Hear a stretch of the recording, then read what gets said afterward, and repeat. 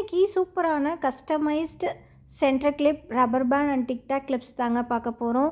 So உங்கள் bangles நம்மக்கிட்ட order பண்ணல. ஸோ இன்றைக்கி நம்ம ஹேர் ஆக்சசரிஸ் பார்க்கலாங்க. ஸோ இதை நான் எப்படி கஸ்டமைஸ் பண்ணேன் இந்த சாரீக்கு மேட்சா அப்படிங்கிறத பார்க்கலாம். கஸ்டமர் பார்த்திங்கன்னா என்னோடய கேட்லாக்லேருந்து ஆர்டர் பண்ணியிருந்தாங்கங்க. ஸோ ரப்பர் பேண்ட் ஸ்மால் சைஸில் 2 கேட்டிருந்தாங்க. தென் சென்டர் கிளிப் ஒன்று, டிக்டாக் கிளிப் ஒன்றும் கேட்டிருந்தாங்கங்க. ஸோ இதை தான் இப்போ நம்ம கஸ்டமைஸ் பண்ண போகிறோம். ஸோ நான் எடுத்து வச்சுருக்கிறது பார்த்திங்கன்னா மீடியம் சைஸ் ரப்பர் பேண்டுங்க. ஸோ மீடியம் சைஸ் அப்படின்னா 1 இன்ச் வரும் நமக்கு. தென் சென்டர் கிளிப்புங்க. தென் நம்மளோட டிக்டாக் கிளிப்புங்க. ஸோ ஃபஸ்ட்டு சாரியோட கலர்ஸ்க்கு ஏற்ற மாதிரி நம்ம குந்தன்ஸ்லாம் எடுத்து வச்சாச்சு. இப்போ ரப்பர் பேண்ட் மாடல் பார்த்திங்கன்னா அவங்க எனக்கு டிக் பண்ணி அனுப்பிச்சிருந்தாங்க இந்த மாடலு. ஸோ இந்த மாடலில் தான் நம்ம இப்போ பண்ண போகிறோங்க. ஸோ எதுக்காக இவ்வளோ டீட்டெயிலாக காமிக்கிறேன் அப்படின்னா, நம்ம பிஸ்னஸ் அக்கௌண்ட் இருந்துச்சு அப்படின்னா நம்ம தாராளமாக நீங்கள் அதில் உங்களோட கேட்லாக் ஆட் பண்ணிக்கலாம். கஸ்டமருக்கு ஈஸியாக இருக்கும், நமக்குமே டைம் சேவிங்காக இருக்குங்க. ஸோ இது ஒரு நல்ல ஐடியா. நானுமே இப்போ தான் கொஞ்ச நாளாக ஃபாலோ பண்ணிட்டு வரேன். ஃபஸ்ட்டு நான் சைடில் ஃபுல்லாகவே 8K தாங்க வச்சிட்ருக்கேன். ஸோ ஐ ஷேப்பு இது அவங்களோட சாரியோட கலருக்கு மேட்சிங்காக மேட் ஃபினிஷில் வச்சுருக்கேங்க. ஸோ சாரியோட கலர் இன்னும் இது பார்த்திங்கன்னா காட்டன் சாரீ மாதிரி இருந்துச்சு. இதுவே சில்க் சாரீ, நம்மளோட பட்டு சாரீ அப்படின்னா நம்ம க்ளாஸி ஃபினிஷ் போகலாங்க. இதுக்கு மேட் ஃபினிஷ் தான் பக்காவாக சூட் ஆச்சுங்க.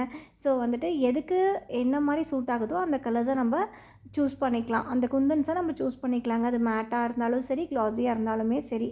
ஸோ கஸ்டமரும் நம்மளுக்கு மேட்சிங்காக இருந்தால் போதுன்னு மட்டும்தான் நினைப்பாங்க.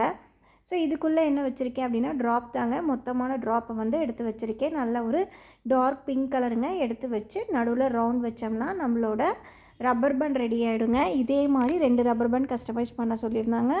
அவங்க பொண்ணுக்கு ஒன்று, அவங்களுக்கு ஒன்று கஸ்டமைஸ் பண்ண சொல்லியிருந்தாங்கங்க. ஸோ ரப்பர் பேண்டுக்கு எப்படி நம்ம ப்ரைஸ் ஃபிக்ஸிங் பண்ணலாம் அப்படின்னா, ரப்பர் பேண்டோட ரேட்டுங்க, அட்டாச்சர் தேவைப்படும், MDF தேவைப்படும். அதுக்கப்புறம் இது பார்த்திங்கன்னா நம்ம செய்கிற குந்தன்ஸ் பார்த்திங்கன்னா மேட் ஃபினிஷ் குந்தனுங்க. ஸோ அதனால் கொஞ்சம் ரேட் அதிகமாக வரும். இந்த குந்தன்ஸ் ரேர் கலர் குந்தன்ஸ், அதனால் ரேட் அதிகமாக வரும். அதுக்கு தகுந்த ரேட்டை நம்ம ஃபிக்ஸ் பண்ணிக்கிறோங்க. இப்போ சென்டர் கிளிப் பார்த்திங்கன்னா கஸ்டமர் கேட்டது எங்கிட்ட 7 சென்டிமீட்டர் சென்டர் கிளிப்புங்க. ஸோ நம்ம 6, 7, 8 3 சென்டர் கிளிப் சைஸ் வச்சுருக்கோம். எது கஸ்டமர் கேட்குறாங்களோ அதை நான் கஸ்டமைஸ் பண்ணி தருவேங்க. ஸோ இது நெக்ஸ்ட்டு அவங்க டிசைன்ஸ் அனுப்பிச்சிட்டாங்க.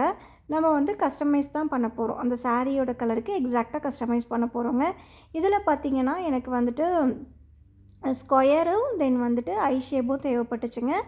4x4 ஸ்கொயர் தாங்க. ஐ ஷேப் சேம் 6K தான் எடுத்து வச்சிட்ருக்கேன். அப்போ தான் பர்ஃபெக்டாக வரும். ஸோ கஸ்டமர் சொன்ன மாதிரியே நம்ம அவங்களோட சென்டர் கிளிப்பையும் கஸ்டமைஸ் பண்ண போகிறோங்க. சென்டர் கிளிப்புக்கும் அதே தாங்க. சென்டர் கிளிப் நீங்கள் எவ்வளோக்கு வாங்குறீங்க அப்படிங்கிறத பொறுத்து தான். நிறைய பேர் ரேட் எங்கிட்ட கேட்குறீங்க. நீங்கள் செஞ்சுட்டு எங்கிட்ட ரேட் கேட்டால் அது என்னால் சொல்ல முடியாதுங்க. ஏன்னா ஒவ்வொருத்தங்களும் ஒவ்வொரு ஷாப்பில் வாங்கியிருப்போம். ஸோ ஒரு சில சென்டர் கிளிப்ஸ் 10 ரூபீஸ்க்கு வாங்கியிருப்போம். ஒரு சிலர் பார்த்திங்கன்னா 9 ரூபீஸ் வாங்கியிருப்போம். இல்லை பல்காக வாங்குறீங்கன்னா நீங்கள் 8 ரூபீஸ் வாங்கியிருப்பீங்க. இந்த மாதிரி நம்மளுக்கு ரேட் வித்தியாசப்படும். ஸோ இதெல்லாம் வச்சு தாங்க நம்ம ப்ரைஸ் ஃபிக்ஸிங் பண்ணணும். நீங்கள் செய்கிறதுக்கான டைமிங்கு அந்த மாதிரி வச்சு உங்களோட ரேட்டை நீங்கள் ஃபிக்ஸ் பண்ணிக்கோங்க. ரேட் ஃபிக்ஸிங் செப்பரேட்டாக நான் வீடியோவாகவே போடுறேங்க. ஸோ இது முடிச்சாச்சு இல்லைங்களா? ஸோ சூப்பராக ரெடி ஆகிடுச்சு. எனக்கு ரொம்ப பிடிச்சிருந்துச்சு. இதுக்கு மேலே பார்த்திங்கன்னா நம்ம ரவுண்டு வச்சு நம்ம ஃபினிஷ் பண்ணிக்கலாங்க. ஸோ இது க்ளூவை எப்பயுமே தொடச்சி யூஸ் பண்ணுங்க. அப்போ தான் உங்களுக்கு ஒரு ஸ்டோன் மேலே இன்னொரு ஸ்டோன், அந்த ஸ்டோன் மேலே நம்மளுக்கு படியாமல் இருக்கும். அந்த க்ளூவோட அப்படி ஜெல் மாதிரி வருது இல்லைங்களா? ஸோ அது so round 3mm pink colour எடுத்து வச்சுருக்கேங்க. நிறைய பேர் கேட்குறது, சிஸ்டர் ஸ்டோன் மேலே அந்த க்ளூ படுத்தின்னு கேட்குறீங்க. எப்பயுமே நீங்கள் என்ன பண்ணுங்கள் அப்படின்னா, கையில் ஒரு கிளாத் வச்சுக்கோங்க. அதில் நல்லா B7000 இருந்தாலும் சரிங்க, E8000 இருந்தாலும் சரி, நல்லா தொடச்சிட்டு யூஸ் பண்ணுங்கள். நல்லாயிருக்குங்க. உங்களுக்கு இந்த மாதிரி பிரச்சனை வராது. ஸோ ப்ராக்டிஸ் பண்ண மட்டும்தாங்க நம்ம ஒவ்வொரு விஷயத்தையும் கெயின் பண்ண முடியும். ஸோ அதனால் தொடர்ந்து ப்ராக்டிஸ் பண்ணுங்க. சைடில் வைக்கக்குள்ளே ரொம்ப கேர்ஃபுல்லாக வைக்கணுங்க. ஏன்னா உழுகிறதுக்கான சான்ஸ் நிறையா இருக்குது. ஸோ அதனால் சைடில் வைக்கக்குள்ளே மட்டும் எப்பயுமே ரொம்ப கேர்ஃபுல்லாக வைங்க. ஸோ அவ்வளோதான், சைடில் வச்சு முடிச்சாச்சு. இது சென்டர் கிளிப் நமக்கு ரெடி ஆகிடுச்சுங்க. ஸோ நெக்ஸ்ட்டு நம்ம அடுத்தது டிக்டாக் கிளிப் தான் கஸ்டமைஸ் பண்ண போகிறோங்க. ஸோ எல்லாத்துக்குமே சேம் கலர், இதே கலர்ஸ் தான் கேட்டிருந்தாங்க. ஸோ இதே கலருக்கு தான் நம்ம டிக்டாக் கிளிப்பும் கஸ்டமைஸ் பண்ண போகிறோங்க. டிக்டாக் கிளிப் பார்த்திங்கன்னா நான் நார்மலாக வாங்குறது தாங்க. நம்ம நார்மலாக பக்கத்தில் ஃபேன்சி ஸ்டோரில் கூட அவைலபிளாக இருக்குங்க. அந்த மாதிரி கூட வாங்கிக்கலாம். நான் த்ரெட் சுற்றியெல்லாம் எதுவுமே பண்ண போகிறது இல்லைங்க. டேரெக்டாக தான் எடுத்து வைக்க போகிறோம். த்ரெட் சுற்றி பண்ணுறது வந்து கொஞ்சம் எனக்கு வந்து ரிஸ்கியாக இருக்கும். ஸோ அது வந்து கரெக்டாக த்ரெட் சுற்றுறது தான் ப்ராப்பராக இருக்குங்க. ஸோ அதனால் அந்த ரிஸ்க்கெல்லாம் எடுக்காமல் நீட்டாக வந்துட்டு நான் அது மேலேயே போட்டு ஒட்டி கொடுத்துருவேங்க. ரொம்ப சூப்பராக இருக்கும். ஸோ பேராக தான் கொடுக்கணும். சேம் டிசைன் சென்டர் கிளிப்பில் என்ன டிசைன் கொண்டு வந்தனோ அதே டிசைன் தாங்க இதுலேயும் கொண்டு வந்திருக்கேன். ஸோ அப்போ தான் வந்து நம்ம ஒரே மாதிரி யூனிக்காக இருக்கும். காம்போ செட்டாக மாதிரி இருக்குங்க. நமக்கு பார்க்குறதுக்கு லுக் வைஸ் அழகாக இருக்கும். ஸோ இதே மாதிரி நம்ம ஃபுல்லாக வச்சு இந்த டிக்டாக் கிளிப்ஸையும் ஃபினிஷ் பண்ணிக்கலாங்க. டிக்டாக் கிளிப் பார்த்திங்கன்னா நான் வந்து எவ்வளோ ப்ரைஸ்க்கு கொடுப்பேன்னா, இந்த பேர் வந்து 100 ருப்பீஸுங்க. 2 செய்கிறோம் இல்லையா? ஸோ அது வந்து 100 ருப்பீஸ்க்கு கொடுப்போம். ஏன்னா வந்துட்டு இது டிக்டாக் கிளிப்பே வந்து நல்ல குவாலிட்டியாக வாங்கி கொடுக்கணுங்க. ஸோ அப்போ நமக்கு ரேட் கண்டிப்பாக அதிகமாக வரும். டிக்டாக் கிளிப்பே நமக்கு கொஞ்சம் ரேட் அதிகமாக வருங்க. ஸோ அதுக்கப்புறம் நம்ம 2 செய்ய போகிறோம் இல்லையா? ஸோ அதை பொறுத்தும் நம்ம ரேட் ஃபிக்ஸ் பண்ணணுங்க. எப்பயுமே ப்ரைஸ் ஃபிக்ஸிங்கில் வந்துட்டு நம்ம வந்து கரெக்டாக என்னென்ன நம்ம யூஸ் பண்ணியிருக்கோமோ அதெல்லாமே எழுதி வச்சுட்டு நம்மளோட டைமிங் எழுதி அதுக்கப்புறம் நீங்கள் வந்துட்டு செய்யறதுக்கான சார்ஜஸ் எவ்வளவோ அதை எடுத்துக்கலாங்க. ஸோ இதுதான் ப்ரைஸ் ஃபிக்ஸிங்.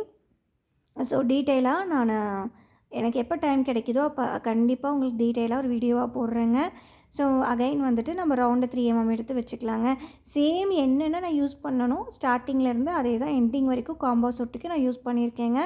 ஸோ இந்த காம்போ செட்டோட ப்ரைஸ் கேட்பீங்க, கண்டிப்பாக லாஸ்ட்டில் சொல்கிறேங்க. ஸோ எனக்கு வந்துட்டு நான் medium size centre clip use பண்ணியிருந்தேன்.